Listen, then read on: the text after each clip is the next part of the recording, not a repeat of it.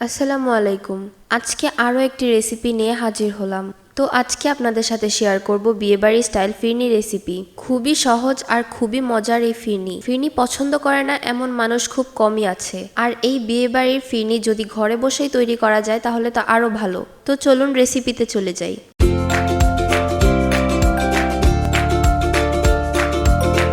Welcome back to my channel. তো প্রথমেই আমি একটা বাটিতে 1 কাপ পোলাওয়ের চাল নিয়েছি।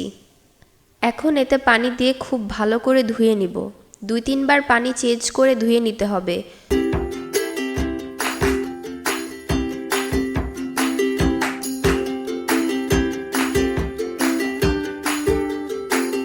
ধুয়ে পানি ছেঁকে চালগুলো একটা হ্যান্ড ম্যাশারে নিয়েছি।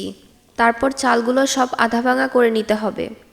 আপনারা এই কাজটা পাটা বা ব্লেন্ডার দিয়েও করতে পারেন, তবে খেয়াল রাখবেন গুঁড়ো করে ফেলা যাবে না। এখন এটা একটা সাইডে রেখে দিব। একটা বাটিতে আমি কিছু জাফরান নিয়েছি আর আরেকটা বাটিতে কিছু পেস্তা বাদাম নিয়েছি। তবে আপনারা এখানে যে কোনো বাদাম ইউজ করতে পারেন, যেটাই আপনাদের কাছে অ্যাভেলেবেল থাকে। এবার এখানে আমি 1 কাপ গরম দুধ নিয়েছি।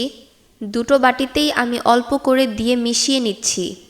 জাফরানের সাথে গরম দুধটা দেওয়ার কারণ এতে খুব সুন্দর একটা কালার আসে আর ফিরনির কালারটাও অনেক সুন্দর হয়। আর বাদামের সাথে দুধটা মিশিয়ে ব্লেন্ড করে রাখছি। এখন একবারে চলে যাচ্ছি চুলায় একটি প্যান বসিয়ে এতে 1 লিটার ফুল ক্রিম মিল্ক দিয়ে এতে 2-3টা এলাচ হালকা ছিঁড়ে দিয়ে দিচ্ছি আর একটা দারচিনি। এগুলো দিলে দুধে একটা সুন্দর ফ্লেভার আসে। আর এগুলো দিয়ে দুধ হালকা জাল করলেই অনেক সুন্দর একটা স্মেল পাবেন।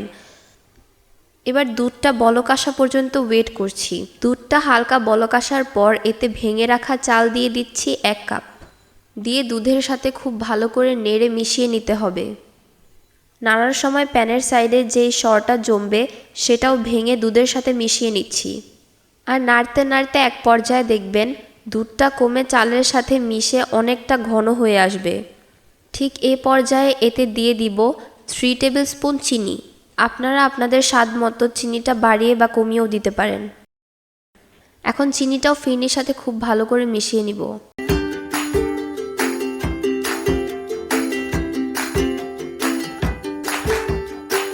দেখতেই পাচ্ছেন অনেকটাই কমে এসেছে। এখন এতে 1 পিঞ্চ অর্থাৎ 1 চিমটি পরিমাণ দিচ্ছি লবণ। আসলে মিষ্টি যে কোনো খাবারে লবণ দিলে খাবারের স্বাদটা আরও বেড়ে যায়। আরও এখানে দিচ্ছি 1/2 টিস্পুন কর্নফ্লাওয়ার। এবার ব্লেন্ড করে রাখা বাদামের পেস্টটা দিয়ে দিব। দিয়ে সব ইনগ্রিডিয়েন্টসগুলো একসাথে খুব ভালো করে মিশিয়ে নিচ্ছি। আর দিয়ে দিব দুধ দিয়ে মিশিয়ে রাখা জাফরানটা। এটা দেওয়ার সাথে সাথে দেখবেন দুধে খুব সুন্দর একটা কালার আসবে, ঠিক বিয়েবাড়ির ফিরনিগুলোতে যেই হলুদ একটা ভাব থাকে তেমন।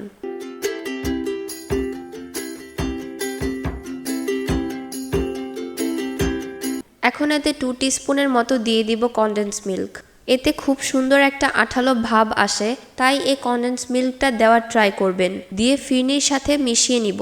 এটা অনবরত নাড়তে থাকতে হবে, না হলে প্যানের নিচে লেগে যাবে।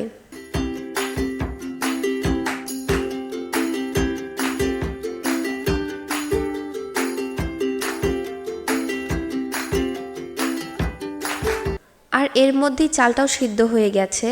আর সবশেষে দিয়ে দিচ্ছি 1 টেবিল স্পুন ঘি। ঘিটা অবশ্যই দেবেন, কারণ ঘিটা দেওয়ার কারণে ফিরনির স্বাদটা আরও বেড়ে যায়। ঘিটা আলতো হাতে ফিরনির সাথে মিশিয়ে দিচ্ছি। মেশানো হয়ে গেলে এখন চুলাটা অফ করে দিব। ফিরনিটা চুলায় রেখে দেব হালকা ঠান্ডা হওয়ার জন্য।